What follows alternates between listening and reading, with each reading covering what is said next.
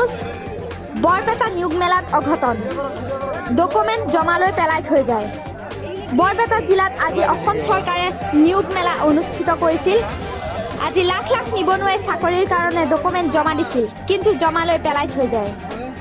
পিছত এটা উত্তপ্ত পৰিস্থিতিৰ সৃষ্টি হয়। এই বিষয়ক লৈ অসম চৰকাৰক অতি সোনকালে তদন্তৰ আবেদন ৰাইজৰ। News desk report NSTV Assam.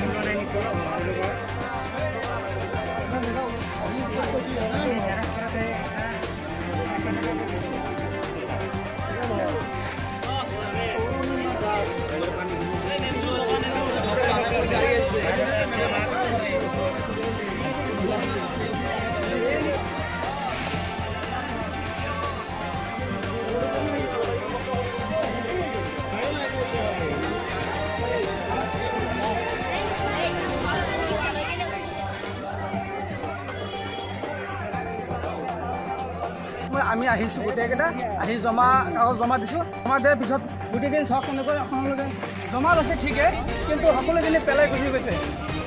আমি নিবনুৱা, গতিকে নিবনুৱাৰ মূল্যও তেওঁলোকে বুজি নাপায়। গতিকে কাগজখিনি জমা লৈছে ঠিকেই, কিন্তু সকলোখিনি পেলাই থৈ গৈছে।